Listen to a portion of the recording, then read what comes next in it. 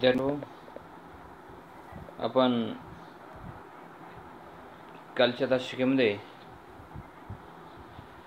आपण लक्षणाशक्तीच्या प्रकारला सुरुवात केलेली आहे। लक्षणाशक्तीचे प्रामुख्याने दोन प्रकार पडतात। त्यामध्ये पहिला प्रकार आहे निरूढा लक्षणा आणि दुसरा प्रकार आहे प्रयोजनवती लक्षणा। आपण निरूढा लक्षणा कशाला म्हणतात, निरूढा लक्षणा आपण पाहिलेली आहे। आता आपण लक्षणेचा दुसरा जो प्रकार आहे तो प्रकार आहे प्रयोजनवती लक्षणा। प्रयोजन या शब्दाचा अर्थ हेतू आहे, उद्दिष्ट आहे आणि कार्यकारण मीमांसा आहे। एखादं वाक्य, एखादा शब्द तो वाक्यात कोणत्या अर्थाने आलेला आहे आणि ते येण्यामागचं काय प्रयोजन आहे, अशाच प्रकारचा अर्थ या प्रयोजनवती लक्षणा प्रकाराचा आहे। आणि म्हणून आता आपण प्रयोजनवती लक्षणा म्हणजे काय ते पाहणार आहोत। प्रयोजनवती लक्षणा हा लक्षणशक्तीचा दुसरा प्रकार आहे आणि प्रयोजनवती लक्षणाचा आपण विचार करत असताना लक्षणा शब्दशक्तीमध्ये किंवा लक्षणेत वाचार्थ बाजूला सारून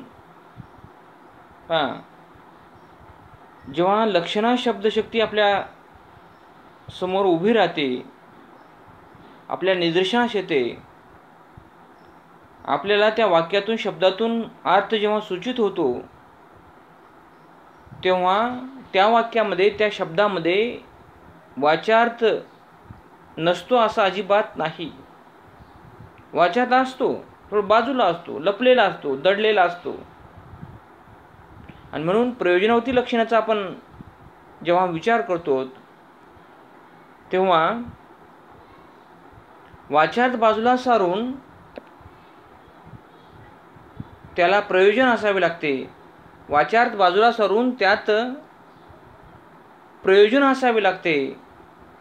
अशा शब्दशक्तीस प्रयोजनवती लक्षणा असे म्हणतात। तर उदाहरण पाहूयात आपण। दारावरून हाती गेला। दारावरून या शब्दाखाली अधोरेखित करूयात आपण। दारावरून या शब्दाला अधोरेखित करूयात। आपण आता प्रयोजनवती लक्षणा आपण जी चर्चा करत आहोत, प्रयोजनवती लक्षणा हा प्रकार आपण समजून घेत आहोत। आपण आता म्हटलेलं आहे प्रयोजनवती लक्षणे वाचार्थ बाजूला सारून त्यात प्रयोजन असावे लागते, बरोबर आहे ना। प्रयोजनवती लक्षणामध्ये वाचार्थ बाजूला सारून त्यात प्रयोजन असावे लागते, अशा शब्दशक्तीस प्रयोजनवती लक्षणा असे म्हणतात। उदाहरणार्थ दारावरून हाती गेला। दारावरून या शब्दाखाली अधोरेखित करा। तर दारावरून हाती गेला, दार हा शब्द आहे।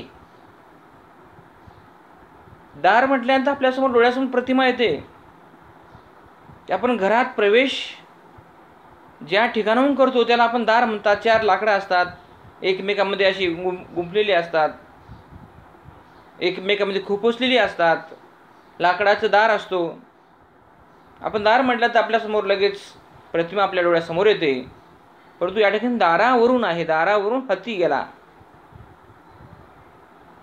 म्हणजे दार हा जो शब्द आहे, दारावरून या शब्दामध्ये वाचार्थ शब्दशक्ती जी मुख्य शब्दशक्ती आहे, वाचार्थ, त्यालाच आपण प्रधान शब्दशक्ती असं म्हणतो। ती शब्दशक्ती थोडीशी बाजूला आहे, बाजूला सारली गेलेली आहे। आणि दारावरून म्हणजे हाती काही दारावरून जाऊ शकत नाही। हातीला दारावरून जाता येत नाही, तर दाराच्या समोरून म्हणजे अभिधा शब्दशक्तीचा संबंध आहेच। अभिधा शब्दशक्तीला जोडूनच फक्त अभिधा शब्दशक्ती फक्त लपलेली आहे, बाजूला सारलेली आहे, दडलेली आहे आणि ती शब्दशक्ती दडल्यानंतर लक्षणा शब्दशक्तीचा उगम होतो. आपण मागच्याही तसा सांगितलेला आहे. हाती दारावरून काही चढत नाही, तर कसं हाती दाराच्या समोरून हाती गेला, दारावरून हाती गेला, दाराच्या समोरून हाती चालत चालत गेलेला आहे, असा अर्थ आपल्याला या ठिकाणी घेता येतो. आता प्रयोजनवती लक्षणा हा जो शब्द आहे, दाराचं काहीतरी प्रयोजन आहे ना. हाती काही दारावरून जात नाही, मी दाराच्या समोरून गेलेला आहे, हे प्रयोजन आहे मुलांनो. आणि अशा प्रकारच्या शब्दशक्तीस प्रयोजनवती लक्षणा असं म्हटलेलं आहे. दार जेव्हा आपण शब्द जोडून वापरतो, दार शब्द वापरण्यामागचा हेतू, वापरण्यामागचं प्रयोजनच असं आहे की हाती काही दारावून जाऊ शकत नाही, तर दाराच्या समोरून जातो. हा शब्द वापरण्यामागचा हे प्रयोजन आहे मुलांना. आणि अशा प्रकारच्या शब्दशक्तीस प्रयोजनवती लक्षणा असे म्हणतात. आता आपण लक्षणा शब्दशक्तीचे प्रामुख्याने 2 प्रकार पाहिलेले आहेत. पहिला प्रकार आहे निरूढा लक्षणा, दुसरा आहे प्रयोजनवती लक्षणा. पहा, हे दोन्ही शब्दशक्ती आपण पाहिलेले आहेत, त्याच्या व्याख्या पाहिले, उदाहरण सुद्धा पाहिलेले आहेत. आता प्रयोजनवती लक्षणेचे 2 प्रकार पडतात. निरूढा लक्षणाचे प्रकार पडत नाहीत, कारण सध्या निरूढा लक्षणा ही लोपच झालेली आहे. पण अभ्यासाचा भाग म्हणून आपण त्या शब्दशक्तीचा आपण एक नामोल्लेख किंवा निर्देश आपण केलेला आहे. आता प्रयोजनवती लक्षणाचे प्रकार 2 प्रकार पडतात. पहिला प्रकार आहे गौणी लक्षणा, गौणी प्रयोजनवती लक्षणा. दुसरा प्रकार आहे शुद्धा प्रयोजनवती लक्षणा. लक्षणा शब्दशक्तीचे 2 प्रकार, निरूढा लक्षणा आणि प्रयोजनवती लक्षणा. आता प्रयोजनवती लक्षणाचे 2 प्रकार पडतात. त्यामधला पहिला प्रकार आहे गौणी प्रयोजनवती लक्षणा, दुसरा प्रकार आहे शुद्धा प्रयोजनवती लक्षणा. आता आपण या 2 प्रकारापैकी जी पहिली शब्दशक्ती आहे, म्हणजे पहिला शब्दशक्तीचा प्रकार आहे गौणी प्रयोजनवती लक्षणा, या शब्दशक्तीचा आपण विचार करणार आहोत. तर 2 वस्तूत असलेल्या गुण सादृश्यामुळे, 2 वस्तूत असलेल्या गुण सादृश्यामुळे, तर एखाद्या वाक्यामध्ये जेव्हा 2 वस्तू येतात किंवा 2 व्यक्ती येतात किंवा 2 घटना येतात किंवा 2 प्रसंग येतात, हे दोन्ही वस्तू, या दोन्ही घटना गुणाने ह्या कशा असतात, सारख्या असतात, आपल्याला सारख्याच वाटतात. म्हणून 2 वस्तू असलेल्या गुण सादृश्यामुळे लक्षणा शक्ती, 2 वस्तूत असलेल्या गुण सादृश्यामुळे लक्षणा शक्ती तयार होते. तर सादृश्य संबंधावर आधारली असते. तसेच ही सादृश्य संबंधावर आधारली असते. दोन्हीचा अर्थ एकच आहे मुलांनो. 2 वस्तूत असलेल्या गुण सादृश्यामुळे लक्षणा शक्ती तयार होते. तसेच सादृश्य संबंधावर आधारलेली ही शक्ती सुद्धा असते. सादृश्य संबंध म्हणजे 2 वस्तूमध्ये, त्या 2 वस्तूमध्ये गुण सारखेच आहेत, सारखेपणा, सादृश्य म्हणजे सारखेपणा आहे. 2 वस्तू असलेल्या गुण सादृश्यामुळे जेव्हा जी शक्ती तयार होते, तेव्हा त्या शक्तीस काय गौणी प्रयोजनवती लक्षणा असे म्हणतात. गौणी म्हणजे गुण, गौणी प्रयोजनवती लक्षणा असे म्हणतात. तर उदाहरण आपण घेऊयात. हापूसचा आंबा म्हणजे नुसते अमृत आहे. मी या लक्षणा प्रकारामध्ये जे काही उदाहरण सांगितलेले आहे, हापूसचा आंबा म्हणजे नुसते अमृत आहे. अमृत या शब्दाला मी बोल्ड केलेलं आहे, अधोरेखित केलेलं आहे. आता आपण व्याख्या काय पाहिल्या, 2 वस्तू असलेल्या गुण सादृश्यामुळे जी शक्ती तयार होते, त्या शक्तीस गौणी प्रयोजनवती लक्षणा असे म्हणतात. तर उदाहरण काय, हापूसचा आंबा म्हणजे नुसते अमृत आहे. तर हापूसचा आंबा म्हणजे नुसते अमृत आहे. अमृत या शब्दाखाली मी अधोरेखित केलेला आहे. अमृताची चव आणि आंब्याची चव या ठिकाणी सारखीच आहे. अमृतामधले गुण आणि आंब्यातले गुण हे सारखेच आहेत. हापूसचा आंबा म्हणजे नुसते अमृत आहे. अमृतामध्ये आणि हापूसच्या आंब्यामध्ये सारखेपणा या ठिकाणी दिसून येतो. त्यामधले गुण, त्यामधले वैशिष्ट्ये दोन्ही सारखे आहेत. अमृताची आणि हापूस आंब्याची तुलना सारखी झालेली आहे. आपण दुसरं उदाहरण घेऊयात. बंड्या म्हणजे शुद्ध नंदी बैल आहे. बंड्या म्हणजे शुद्ध नंदी बैल आहे. पहा, नंदी बैलाची गुण बंड्यामध्ये आहेत आणि बंड्याचे गुण नंदी बैलामध्ये आहेत. या ठिकाणी दोन वस्तू आलेले. बंड्याचा आणि नंदी बैलाचा स्वभाव सारखाच आहे. आपण व्याख्या सुद्धा तशीच पाहिलेली आहे. दोन वस्तू असलेल्या गुणसादृश्यामुळे जेव्हा जी शक्ती तयार होते त्या शक्तीस गौणी प्रयोजनवती लक्षण असे म्हणतात. आता उदाहरण आपण बंड्याच पाहिले. बंड्या म्हणजे शुद्ध नंदी बैल.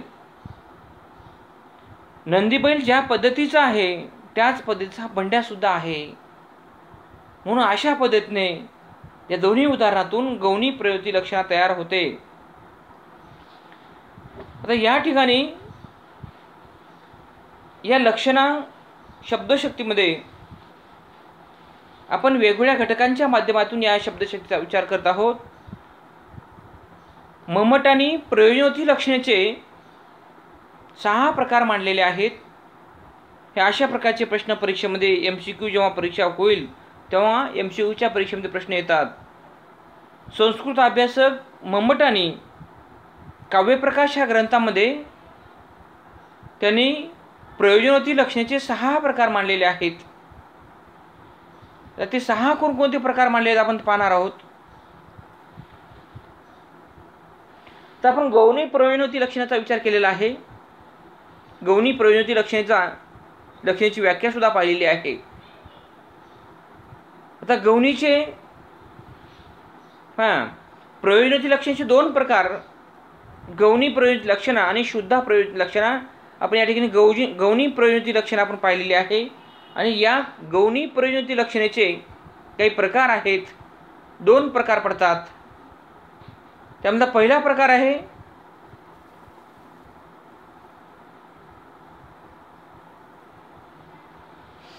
सारोपा गौणी प्रयोजनवती लक्षणा. गौणीचे 2 प्रकार पडतात. त्यामधला पहिला प्रकार आहे सारोपा. आता सारोपा म्हणजे काय आपण ते पाहिलं पाहिजे.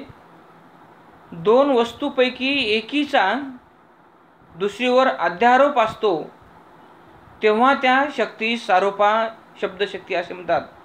2 वस्तूपैकी एकीचा दुसरीवर अध्यारोप असतो तेव्हा त्या शब्दशक्ती सारोपा शब्दशक्ती असे म्हणतात. त्या उदाहरणात हापूसचा आंबा म्हणजे नुसते अमृत. हापूसचा आंबा म्हणजे नुसते अमृत आहे. या ठिकाणी अमृत या शब्दाखाली अधोरेखित व्याख्या काय म्हणते पहा. 2 वस्तूपैकी एकीचा दुसरीवर अध्यारोप असतो. बरोबर आहे. हापूसचा आंबा म्हणजे नुसते अमृत आहे. अमृत हा या शब्दाचा हापूसच्या आंब्यावर सारखेपणाचा अध्यारोप केलेला आहे. हापूसचा आंबा म्हणजे नुसते अमृत आहे. अमृत कसा आहे? हापूसच्या आंब्यासारखा आहे.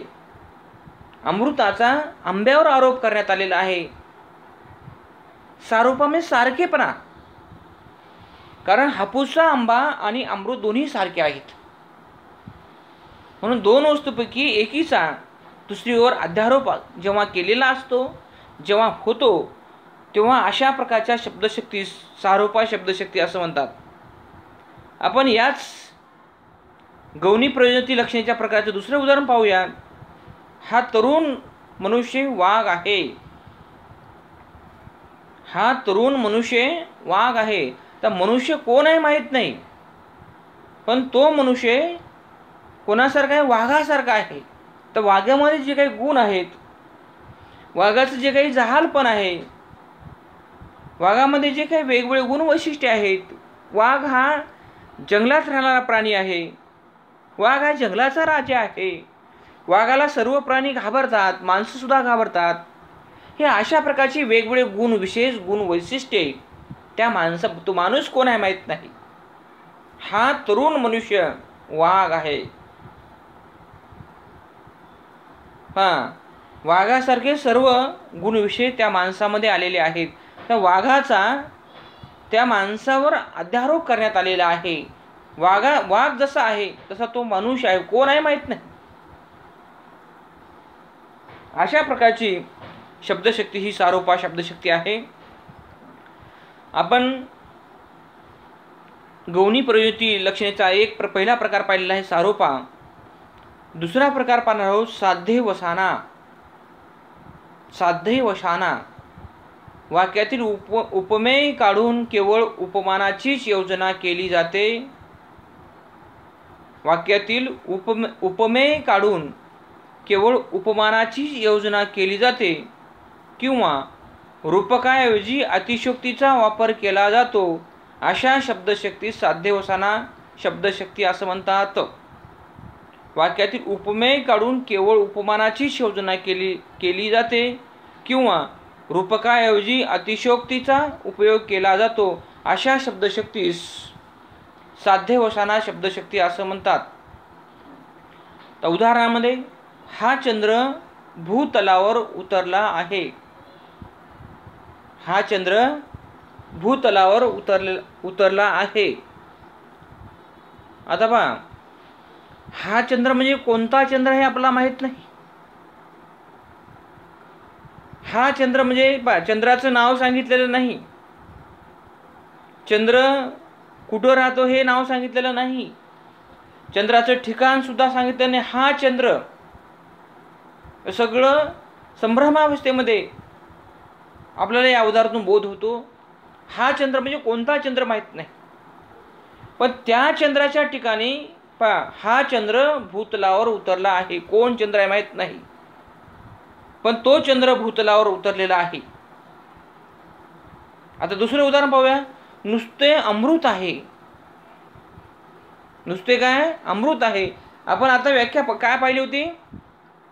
वाक्यातील उपमेय काढून, उपमेय या ठिकाणी सांगितलेलं नाही.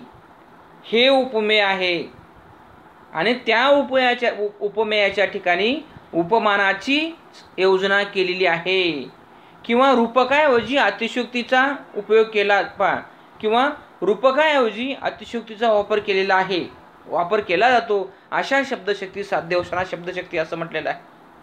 तर हा चंद्र तर कोणता चंद्र आहे या ठिकाणी नाव या ठिकाणी रूपक वापरलेला नाही, पण त्या रूपकाऐवजी भूतलावर उतरला आहे. अशा प्रकारचं उदाहरण आहे. पण दुसरं उदाहरण आहे नुसते अमृत आहे. कोण अमृत आहे हे सांगितलेलं नाही, पण जो कोणी व्यक्ती आहे त्या व्यक्तीच्या ठिकाणी अमृत तो व्यक्ती जो कोणी व्यक्ती आहे तो व्यक्ती कसा आहे अमृतासारखा आहे. तो कोण व्यक्ती आपला माहित नाही, पण त्या व्यक्तीची अतिशयोक्ती त्या व्यक्तीचं प्रशंसा कोणासारखी केलेली आहे अमृतासारखी केलेली आहे. आपण दुसरं उदाहरण पाहूया आणखी. त्या वाघाला बोलावं म्हणजे झाले. बस कोण वाघ आहे माहित नाही आपल्याला, पण तो वाघ इतकं त्याचं प्रशंसा केलेली, इतकं मोठेपणा सांगितलेला आहे. त्या जो हा शब्द आहे हा रूपक आहे, हा उपमेय आहे. या उपमेयाच्या ठिकाणी उपमानाची योजना केलेली आहे. त्या वाघाला बोलावं म्हणजे झालं. तो वाघ कोण आहे माहित नाही, कुठला आहे माहित नाही, आपला काहीच नाही, पण तो जो कोणी माणूस आहे तो माणूस म्हणजे कसा वाघासारखा. त्या वाघाला बोलावं म्हणजे झाले. तर तो वाघ म्हणजे अगदी पराक्रमी असेल, तो व्यक्ती शूर असेल, धैर्यवान असेल, धाडसी असेल, कार्यक्षम असेल, परंतु त्या व्यक्तीच्या ठिकाणी त्या वाघासारखं गुण असण्याच्या ठिकाणी त्या वाघाला बोलावं म्हणजे झालं. आपण बघा काही माणसाला आपण त्या माणसाचं नाव घेतलं कीच आपण घाबरतो, अरे बापरे म्हणतो, त्याला बोलू नका. कारण त्या माणसाचं सगळं काही आपण एकंदर आपल्याला माहीत असतं. पण तो माणूस नसला तरी त्या माणसाचं अशा प्रकारचं वलय तयार केलं असतं. तो माणूस वाघासारखा आहे, तो माणूस छत्रपती शिवाजी महाराजांसारखा आहे, तो माणूस संभाजी महाराजांसारखा आहे, तो माणूस डॉक्टर बाबासाहेब आंबेडकरांसारखा आहे. कारण त्यांची प्रतिमा सगळीकडे पसरलेली असते. पण तो माणूस या ठिकाणी दिसत नाही. साध्य वसाना म्हणजे काय, त्या माणसाच्या ठिकाणी दुसऱ्या रूपकाची योजना न करता तो माणूस कसा आहे आपण पाहिलेला नाही, परंतु त्या माणसाच्या ठिकाणी एखाद्या गुणाची निश्चिती करणे, यालाच काम साध्य वसना असं म्हणतात. हा चंद्र भूतलावर उतरला आहे. आज चंद्र आपल्याला माहित आहे. चंद्र कसा असतो, सर्वांना प्रकाश देतो, शांत असतो, शीतल असतो वगैरे वगैरे. चंद्राचा त्रास वगैरे कोणाला काहीच नसतो. हा चंद्र भूतलावर उतरलाय. मी किती आधी चंद्र भूतलावर येऊ शकतो का? चंद्र भूतलावर येऊ शकत नाही. परंतु त्या जो कोणी चंद्र आहे त्या चंद्राची अतिशय इतकं केलेलं आहे की चंद्र भूतलावर उतरला तर सगळ्या आनंदच होईल ना, सगळ्या आनंदच होईल. त्याच्या ठिकाणी त्या चंद्राच्या ठिकाणी भूतल अशा प्रकारची योजना करण्याचं काम या ठिकाणी केलेलं आहे. दुसरं उदाहरण आहे नुसते अमृत आहे. आपण तो माणूस कसा आहे पाहिलेला नाही, ती वस्तू कशी आहे पाहिलेली नाही, ते फळ कसं आहे पाहिलेलं नाही, पण त्या फळामध्ये असे गुण या वाक्यामध्ये कोंबवलेले आहेत, भरलेले आहेत की नुसते अमृत आहे. मी त्याची अतिशयोक्ती करण्यात आलेली आहे. त्या वस्तूच्या ठिकाणी अमृताचे गुण समाविष्ट केलेले आहेत. त्या वाघाला बोलावं म्हणजे झाले, अशा प्रकारचे उदाहरण म्हणजे साध्यवसाना या शब्दशक्तीचे उदाहरण आहेत. दोन वस्तू एकच आहेत, वेगळ्या नाहीत असं दाखव. दोन वस्तू एकच आहेत, दोन वस्तू वेगळ्या नाहीत, दोन वस्तू तादात्म्य आहेत, दोन वस्तू एकरूप आहेत. म्हणूनच नुसते अमृत आहे. हा चंद्र भूतलावर उतरलेला आहे. त्या वाघाला बोलावं म्हणजे तो माणूस आणि ते वाघ दोन्हीमध्ये साम्य आहे, सारखेपणा आहे. दोन्ही सारख्याच गुण वैशिष्ट्याने दोघेही व्यक्ती दडलेले आहेत, नटलेले आहे. व्यक्ती आणि तो वाघ प्राणी यामध्ये साम्यता दिसून येते. मुख्य शब्दाचा लोप होतो. बरोबर आहे, मुख्य शब्दाचा लोप होतो. आता उदाहरण, त्या वाघाला बोलावं म्हणजे त्या म्हणजे कोणता शब्द आहे? तो मुख्य शब्द या ठिकाणी या शब्दशक्तीमध्ये लोप झालेला आहे, तो लपलेला आहे, तो दडलेला आहे आणि रूपकाऐवजी अतिशयोक्तीचाच वापर केला जातो. त्याच्या ठिकाणी काय हे रूपक आहे. नुसत्याच्या अगोदर कोणते असं ना, नुसते म्हणजे कोण? हे रूपक आहे. रूपकाऐवजी अतिशयोक्तीचा वापर या शब्दशक्तीमध्ये करण्यात आलेला आहे. मूळ शब्दाचा उच्चार न करताच या शब्दशक्तीमध्ये साध्यवसाना या शब्दशक्तीमध्ये मूळ शब्दाचा उच्चार केलेला आहे का? मूळ शब्दाचा उच्चार केलेला आहे. हा चंद्र भूतला उतरला आहे. कोणता चंद्र आहे? कुठला चंद्र आहे? मूळ शब्दाचा उच्चार न करताच ही शब्दशक्ती काय होते? तयार होते, निर्माण होते आणि घडून सुद्धा येते. अशा प्रकारच्या शब्दशक्तीस साध्यवसाना शब्दशक्ती असं म्हटलेलं आहे. आपण प्रयोजनवती लक्षणेचे दोन प्रकार पाहिलेले आहेत.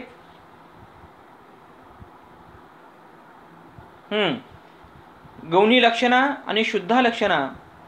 गौणी लक्षणा म्हणजे काय तेही पाहिलेलं आहे आणि गौणी लक्षणेचे दोन प्रकार पाहिलेले आहेत. सारोपा शब्दशक्ती आणि साध्यवसाना शब्दशक्ती या शब्दशक्तीचा सुद्धा विचार केलेला आहे. आणि यानंतर आपण लक्षणा शब्दशक्तीचे दोन प्रमुख प्रकार आपण पाहत. गौणी प्रयोजनित लक्षणा आणि शुद्धा प्रयोजित लक्षणा. गौणी लक्षणेचे आपण दोन प्रकार पाहिले आहेत. गौणी लक्षणेचे आपण दोन प्रकार, सारोपा गौणी लक्षणा आणि साध्यवसाना गौणी लक्षणा दोन प्रकार पाहिलेले आहेत.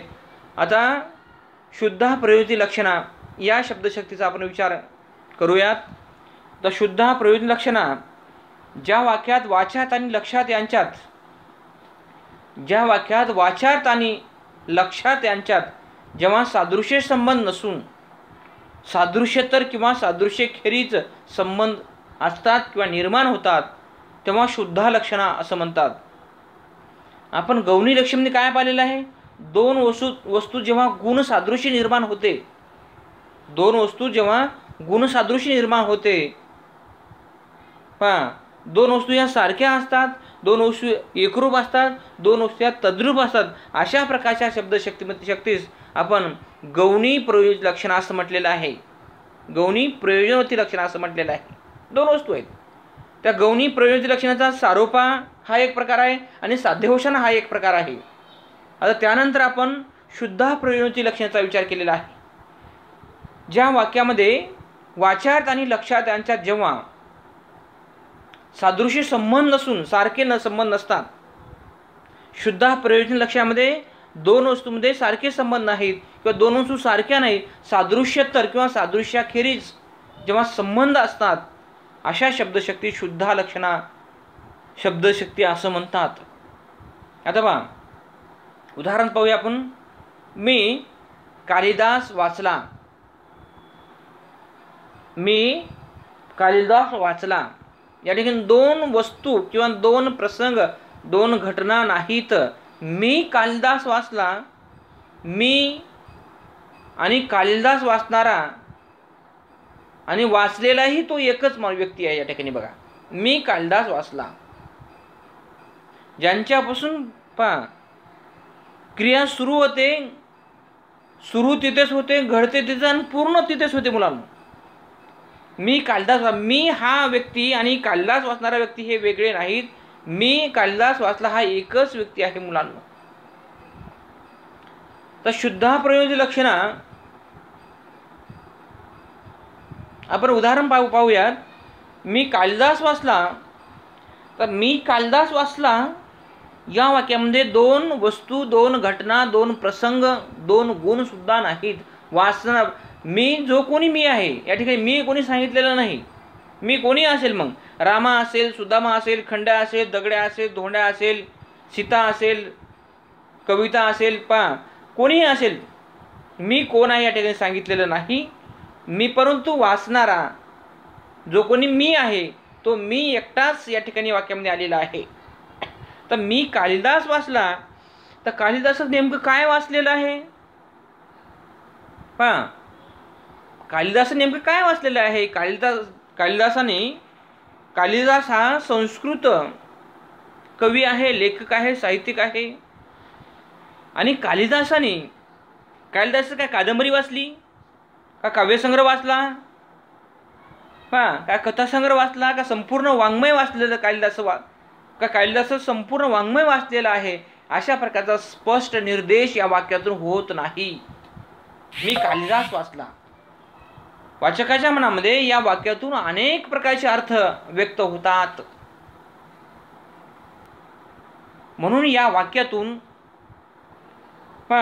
दोन व्यक्तीमध्ये, दोन घटनेमध्ये, दोन प्रसंगामध्ये सारखेपणा दिसून येत नाही. दुसरं उदाहरण पाहू. कुसुमाग्रज वाचला, तर मराठी साहित्यातले कुसुमाग्रज हे खूप मोठे साहित्यिक आहेत. त्यांनी कविता लिहिली आहे, कादंबरी लिहिली आहे, नाटक लिहिलेले आहे, प्रवासवर्णन लिहिलेलं आहे. असे एक ना अनेक वाङ्मय प्रकार त्यांनी लिहिलेले आहेत. परंतु या वाक्यामध्ये कुसुमाग्रज वाचला, पण कुसुमाग्रजचं नेमकं कोणतं पुस्तक वाचलेलं आहे? नेमक्या पुस्तकाचा निर्देश सूचित होत नाही, बोध होत नाही किंवा ध्वनित होत नाही. आपण व्याख्याच पाहिलेली आहे शुद्ध प्रयोजनाची.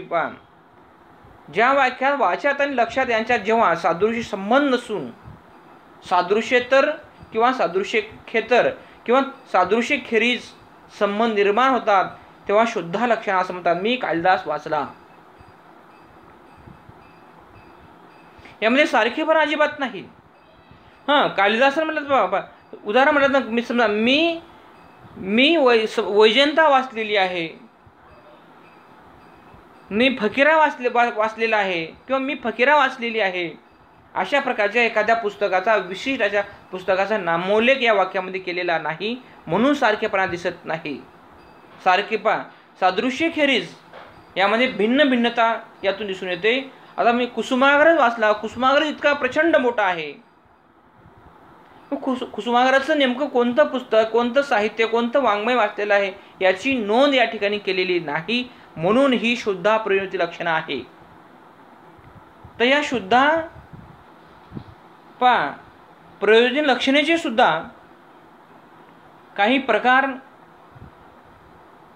या ठिकाणी आपण नोंदवलेले आहेत. गौणी प्रयोजनाची लक्षणेचे दोनच प्रकार आपण पाहिलेले आहेत, सारोपा आणि साध्यवसाना. तर शुद्ध प्रयोजनाची लक्षणेचे 4 प्रकार पडतात. पहिला प्रकार आहे उपादान, दुसरा आहे लक्षणा, तिसरा आहे सारोपा आणि चौथा आहे साध्यवसाना. अशा प्रकारचे शुद्धा लक्षणेचे 4 प्रकार पडतात. गौणीचे 2 आणि शुद्धा प्रयोजनाचे 4. मागे मी सांगितलेलं आहे. संस्कृत अभ्यासक मीमांसक ममट आणि काव्यप्रकाश या ग्रंथामध्ये लक्षणा शब्दशक्तीचे 4 प्रकार सांगितलेले आहेत. ते 4 प्रकार म्हणजे हे 4 प्रकार. गौणीचे 2 प्रकार पडतात, सारोपा, साध्यवसाना आणि शुद्धा प्रयोजनाचे 4 प्रकार पडतात. ते 2 आणि हे 4 असे 6 प्रकार ममटाने सांगितलेले आहेत. या शुद्धा प्रयोजनातील लक्षणामध्ये 4 प्रकार पडतात. त्यामधला पहिला प्रकार आहे उपादान, दुसरा आहे लक्षणा, तिसरा आहे सारोपा आणि चौथा आहे साध्यवसाना. अशा प्रकारे या शुद्धा प्रयोजनातील लक्षणाचे 4 प्रकार पडतात आणि या 4 प्रकारांचा आपण उद्याच्या तासाला विचार करणार आहोत. तोपर्यंत धन्यवाद.